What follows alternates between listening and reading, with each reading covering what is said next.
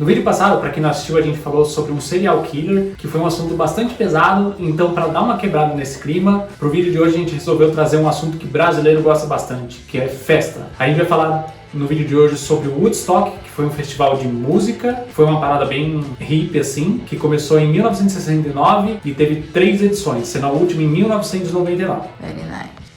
Para você que chegou aqui meio perdido, eu sou o Lucas. Nesse canal aqui a gente costumava falar de viagens, só que recentemente a gente fez algumas mudanças e a gente fala sobre curiosidades, negócios, notícias. Então já peço para você se inscrever aqui no canal e comentar aqui caso goste do vídeo, caso tenha uma sugestão ou algo do tipo. Então, como eu disse no começo do vídeo, o Woodstock foi um festival de música com uma pegada bastante hipster na primeira edição, que foi em 1969, idealizada e organizada pelo Michael Lang, que é esse cara que vai estar aparecendo aqui. Na época, eles tinham acabado de sair de uma guerra, então tava aquela pegada mais hipster, mais paz e amor. Então foi um festival muito com essa pegada hipster, assim, todo mundo paz e amor, todo mundo curtindo junto, uma coisa bem positiva. E a primeira edição foi um sucesso total, ficou bastante falado na época. E eles resolveram, depois de um tempo, fazer uma segunda edição, que foi a de 1994. Só que essa edição, eles tiveram um problema com o tempo, no dia choveu bastante. Então, assim, acabou que ficou um lamaçal muito grande, algumas cercas acabaram caindo, então eles tiveram um prejuízo muito grande, porque muita gente acabou entrando sem entrar.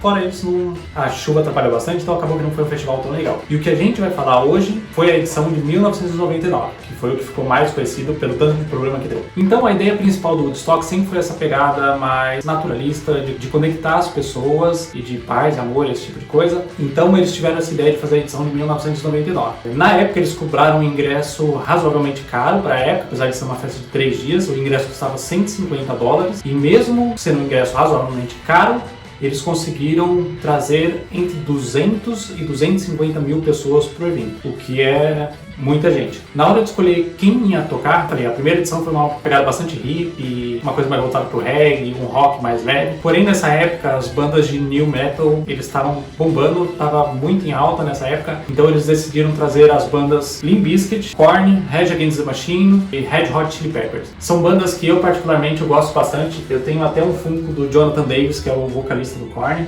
Então acho que eu particularmente gostaria bastante de estar lá por conta da música, são músicas que eu gosto bastante. E as pessoas conhecendo a fama do evento, elas já sabiam que lá era um lugar para aprontar, basicamente. Muita droga, muita bebida, era um lugar para você ser livre.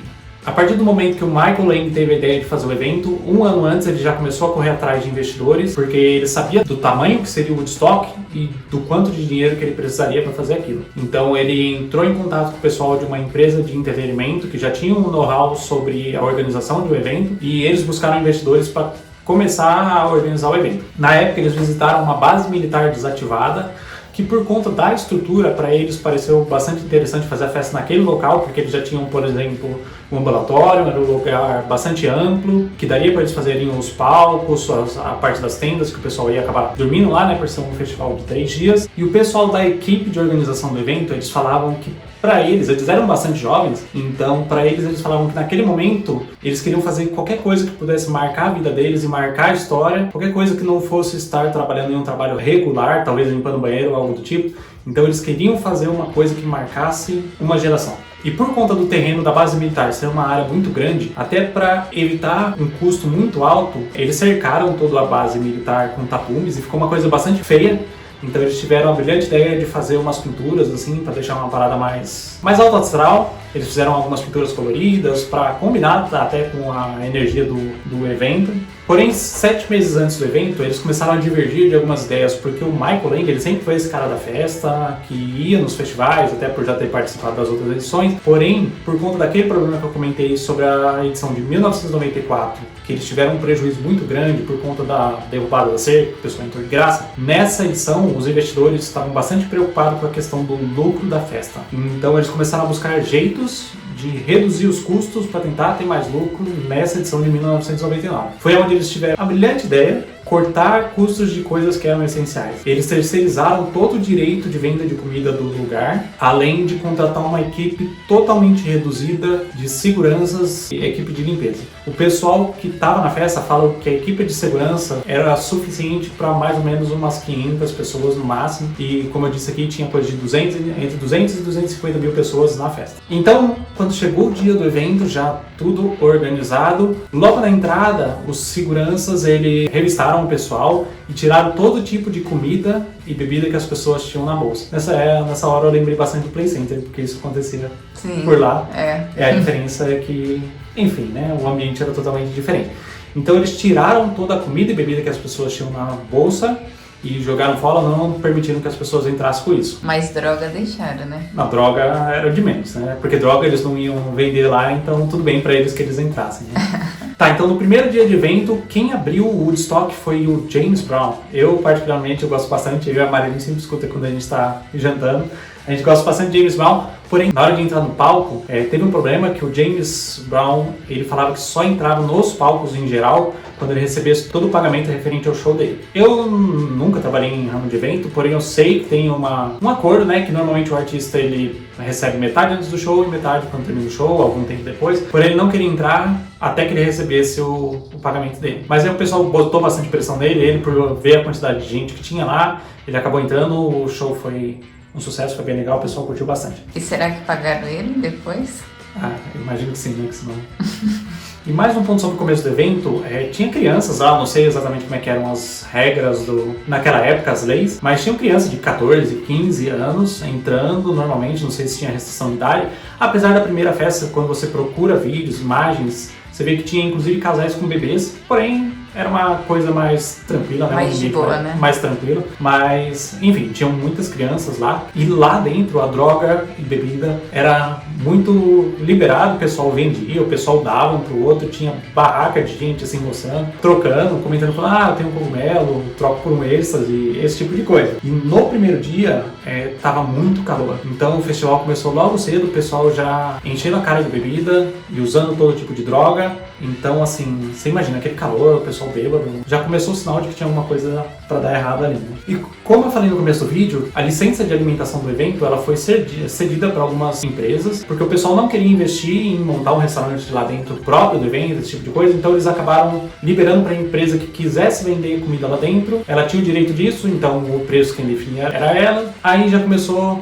parte dos problemas, porque como eu disse, estava muito calor, o pessoal estava bebendo muito. Quando você ia em alguma loja comprar uma água, por exemplo, eles falavam que a água no primeiro dia estava custando $4, o que já é um absurdo hoje, que a gente está em 2023, já é um absurdo você pagar $4 numa água, isso em 1999, um absurdo, né? O pessoal já começou a ficar bastante bravo ali por conta dos preços. Então, no primeiro dia à noite, o pessoal já estava cansado por conta do calor, um pouco estressado por conta dos absurdos ali dos preços, né? E chegou a primeira grande banda que as pessoas, assim, estavam mais ansiosas para ouvir, que era o Korn. E a introdução da banda, ela é bastante agressiva. Eles têm a música Blind, quem gosta de rock talvez conheça, que é uma música que vai começando mais lenta e de repente tem um ápice da música, assim.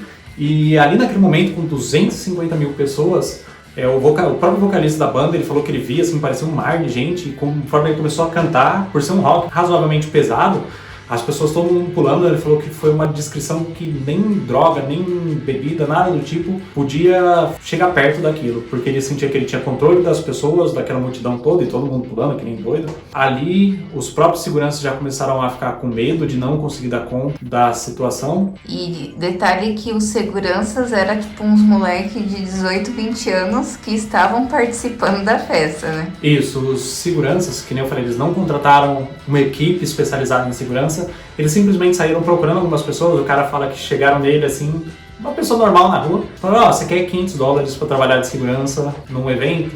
Ele falou, só precisa preencher esse formulário aqui, tá tudo certo, você ganha uma camisa. Inclusive, mais pro meio da festa, um dos seguranças fala que o pessoal doido veio perguntar pra ele da camisa e tal, ele falou, se quiser eu te vendo essa camisa, com ela você consegue entrar em qualquer lugar aqui e tal.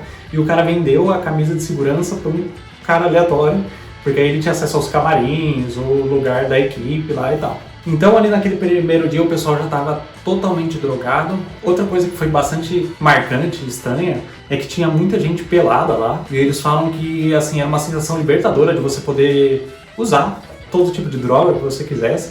E tá ali pelado, fala que tinha essa questão de conexão entre as pessoas, né? Um pouco estranho, mas enfim, né? Eles falavam que era bastante libertador. Conforme todo mundo foi ficando bêbado, todo mundo ficando drogado, as pessoas peladas. E o pessoal falava que o ambiente ali mostrava uma masculinidade, o que hoje a gente conhece como masculinidade tóxica, falam que naquela época os filmes, eu lembro disso, foram 2 filmes que marcaram bastante aquela época, que eles acham que trouxe esse ambiente, né, pro evento, que foi American Pie e Clube da Luta, que trouxe a ideia de ser contra o sistema, principalmente capitalista, né, que transforma tudo em um produto. Então isso estava bastante em alta naquela época. Então ali no final do primeiro dia, apesar das coisas estarem um pouco estranhas, não aconteceu nada de muito grave, nada de muito diferente. Então, no final do primeiro dia, já entrando no segundo dia, um dos integrantes da equipe de organização, ele estava fazendo aniversário. Então, os próprios organizadores desceram.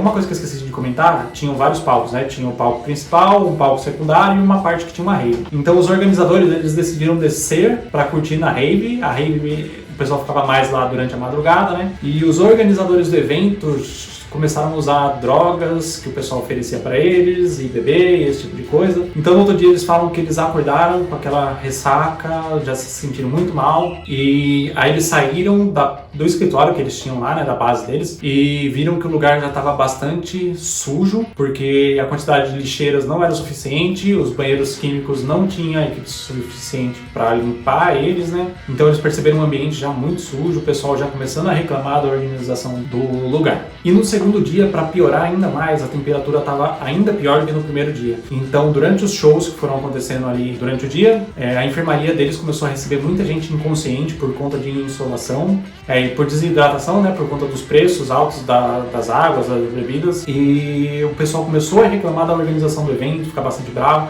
Inclusive, eles começaram a atacar lixo nos repórteres, nos artistas. E nesse dia, apesar dos preços caros, a equipe do evento, eles tinham disponibilizado uns bebedores onde as pessoas podiam tomar água, mas assim, era tipo 5 bebedores assim para essa multidão de gente, então tinham filas enormes e o pessoal resolveu quebrar os canos do bebedouro ali para poder jorrar a água e todo mundo poder beber aquela água, né? Então assim, vocês pensam, já tava aquele calor que ninguém aguentava, os banheiros estavam uma sujeira imunda que você não conseguia entrar, tinha lixo por todo lugar. E no segundo dia, alguns caras começaram a cercar algumas meninas. Como eu falei, tinha muita gente pelada, então acho que eles se sentiam meio que no direito de exigir que outras pessoas ficassem peladas. E então, alguns homens começaram a cercar algumas mulheres no show e, assim, em partes brincando, né, falando, show your, pedindo para as meninas tirarem as camisas, esse tipo de coisa. E ali já começaram a acontecer alguns abusos, assim, umas coisas mais desagradáveis, que as meninas não se sentiam tão bem. Que nem eu falei, tinha menina de 14, 15 anos na festa, então já foi uma coisa bastante absurda.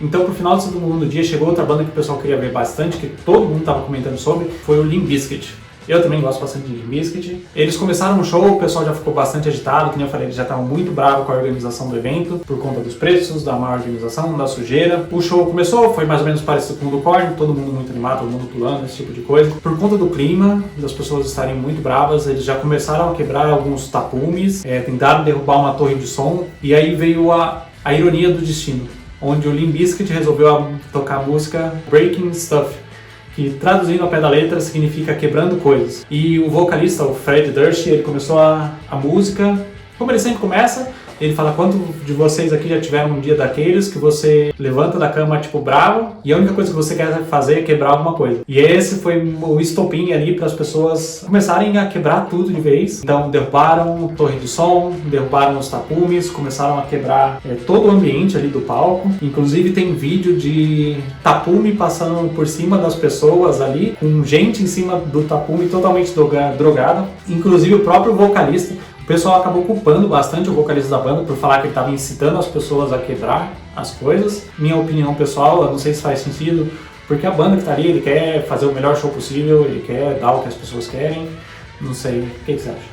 Eu também concordo com você, porque afinal, ele tá tocando rock, é um ritmo mais, tipo, animado, mais ele pesado, quer né? Fazer que o momento ali seja o melhor possível, o mais animado possível. Enfim, ele acabou subindo em cima de um tapume também, passando por cima do pessoal ali. Nossa, doida, né? O show deles teve que ser interrompido por conta de todo esse caos que virou ali o ambiente. Então no final do segundo dia já estava sem condições, o pessoal já estava destruindo tudo, quebrando os canos, que nem eu falei, para tentar tomar água, já estava tudo meio fora de controle. Então o show teve que ser interrompido e assim, nesse mesmo momento, na parte do ambulatório ali que eles tinham, eles já estavam recebendo gente toda ensanguentada, Porque você pensa, 250 mil pessoas pulando, todo mundo junto de uma vez, naqueles bate-cabeça.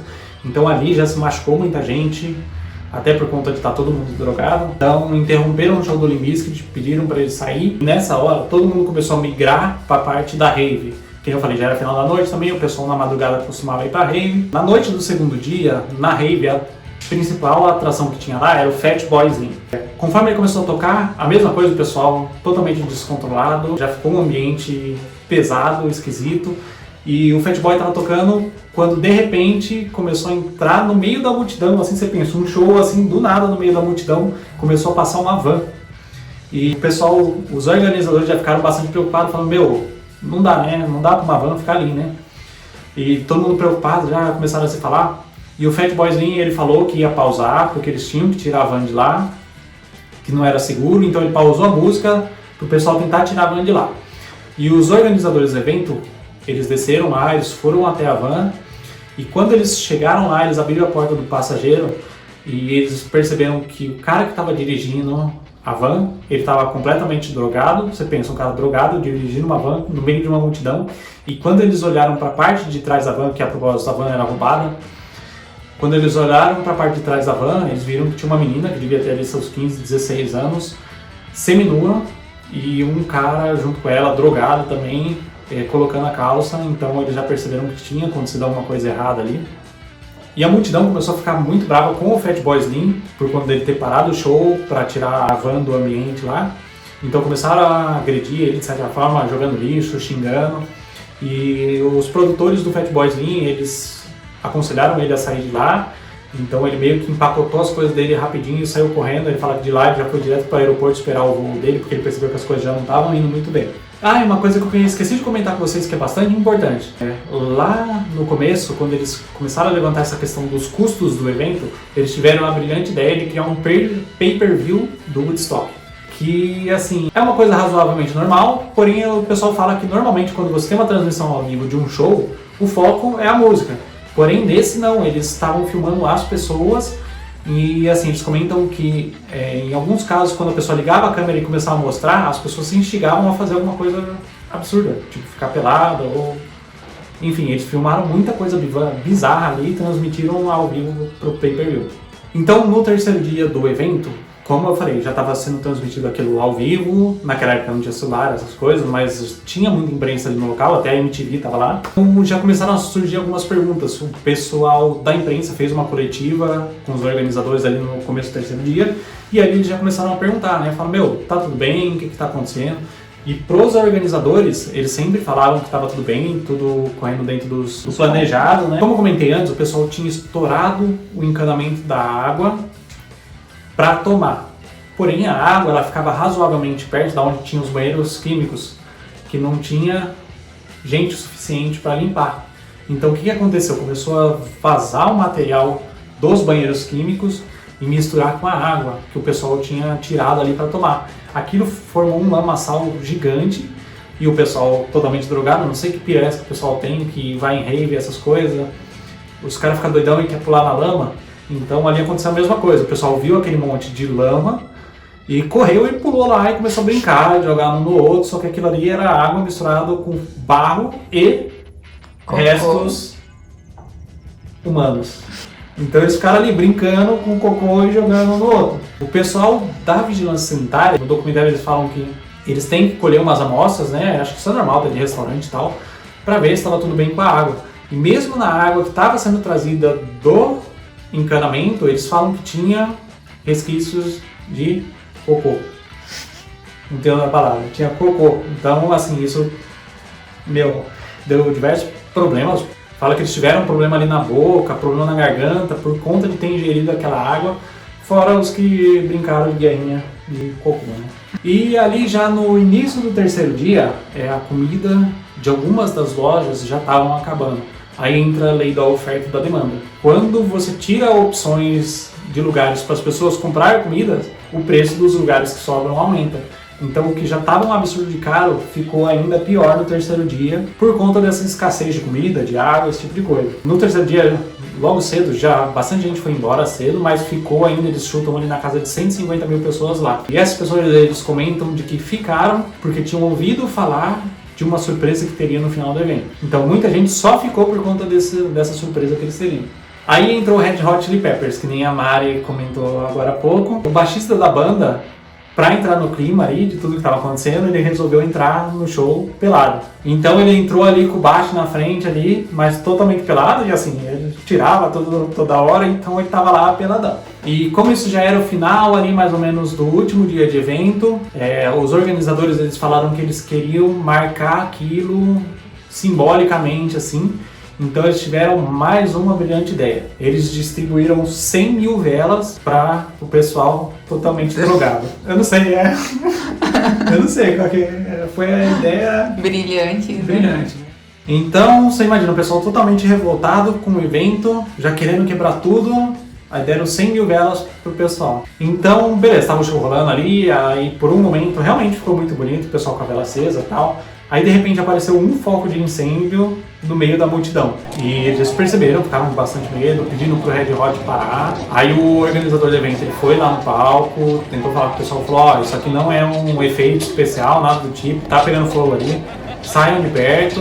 Aí tentaram chamar o bombeiro também, o pessoal do bombeiro falam que eles se recusaram a ir lá por conta da situação, de tá todo mundo doido, agressivo. Falaram que eles não tinham como ir lá atender. Aí o organizador ele voltou pra parte do palco ali que os artistas estavam, né? E ele falou com o vocalista da banda do Red Hot Chili Peppers. Ele falou, eles não me escutaram, não estão saindo de perto do fogo. Acho que se você falar com eles, eles vão reagir, né? Aí o vocalista do Red Hot, ele falou pro organizador, eu acho que eles não vão dar ouvido. E nisso eles voltaram pro palco e cantaram uma música chamada Fire, que significa fogo. E isso foi a gota d'água. O pessoal começou a tacar fogo em tudo e, nessa parte, a cena, eu vou tentar deixar passando ela aqui pra vocês, a cena parecia um cenário pós-apocalíptica, você vê uma multidão de gente e um monte de fogo em todo lugar, e nessa hora tem aquela área onde fica o pessoal filmando, o pessoal da equipe de som, assim, né, que fica no meio da multidão. Eles começaram a subir ali, o pessoal que estava assistindo, eles falam que parecia um monte de zumbi subindo assim na muralha, por exemplo, no Guerra Mundial Z, lá quando eles começam a subir a muralha, parecia mais ou menos aquilo. Eles subiram até lá. Essa surpresa que eles falaram era o que? As velas? Então, os organizadores, eles não falam exatamente qual era a surpresa, se era a vela ou se era, na verdade, o que aconteceu, que foi que depois que acabou o show, apareceu uma tela com o Jimi Hendrix tocando guitarra. Então não dá pra saber se era a vela ou se era o Jimi Hendrix numa tela tocando guitarra. Então, já tava todo mundo destruindo tudo, então eles pararam o show do Red Hot e falaram, acabou. Então não tinha surpresa. Tipo, a surpresa era uma dessas opções que a gente comentou agora. Aí foi o limite. Aí o pessoal começou inclusive o estacionamento era do lado, eles começaram a virar carros. Tinha, não sei, uns 10 caminhões assim um do lado do outro com o equipamento do festival, equipamento das bandas, esse tipo de coisa. Eles colocaram fogo em tudo e assim, você pensa, os caminhões ali com combustível, esse tipo de coisa. Então começaram a ter diversas explosões que, podia ser um negócio que colocasse a vida de muita gente em perigo. E antes que vocês perguntem, não morreu ninguém.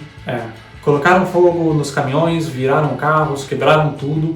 E as poucas lojas que ainda estavam lá, depois que acabou o show, a multidão correu para elas, saquearam o dinheiro que o pessoal tinha feito com a venda de produto, os produtos. O mais curioso de tudo é que no documentário eles entrevistam algumas pessoas que estiveram lá, que contaram sobre o caos. E a última pergunta que eles fazem é, se tivesse um Woodstock de novo, você iria? E todo mundo respondeu com certeza, porque eles falam que a sensação de liberdade, de não ter regras, mesmo tendo sido um negócio muito perigoso, foi uma coisa única.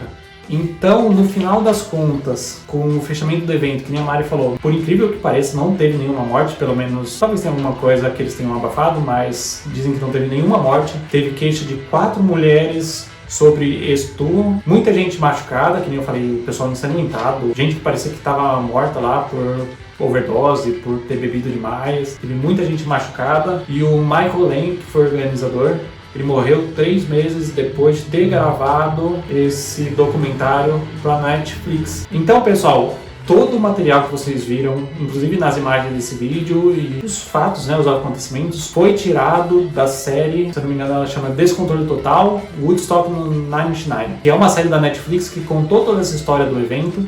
Então eu recomendo bastante que você, caso tenha ficado interessado nesse tema, procure essa série na Netflix. São só 3 episódios e, é bastante interessante, é muito legal você assistir e ver como aconteceu tudo lá. Então, se você tiver ficado interessado na série, dá uma procurada lá, assiste que vale bastante a pena. Bom, pessoal, então eu quero saber de vocês. Se der, comentem aqui o que vocês acham desse evento, de tudo que aconteceu. E eu queria saber também se você iria num evento desse, se tivesse hoje, mesmo sabendo o que aconteceu. Eu acho que se tivesse esse tipo de banda, eu iria. E eu acho que hoje em dia a chance de acontecer algo assim é menor também, então eu acho que eu iria. Ainda mais se fossem essas mesmas bandas que tocaram lá, porque eu gosto bastante. Você, o que você acha? Olha, eu iria pelas bandas, mas, por exemplo, no primeiro dia que já começou a dar errado, eu acho que eu teria ido embora no primeiro dia. Como diria minha mãe, se tiver alguém fazendo uma coisa errada perto de você, não fica perto. Não fica perto, porque se chegar a polícia vai dar ruim pra todo mundo, você vai junto. Então acho que a partir do momento que eu via alguma coisa ali meio estranha, eu já ia meio que quebrar minha onda ali, eu já ia querer ir embora. E vocês iriam? Comenta aqui embaixo. Então pro vídeo de hoje é isso, eu espero que vocês tenham gostado. Caso tenham qualquer crítica construtiva, pode deixar aqui. O intuito aqui é sempre melhorar o canal e cada vez melhorar a qualidade aqui para vocês. Então se tiver alguma sugestão de vídeo também, pode deixar aqui que a gente corre atrás aí de trazer para vocês. E é isso, espero que vocês tenham gostado. Obrigado por assistir até o final. Se inscrevam aqui. E tchauzinho.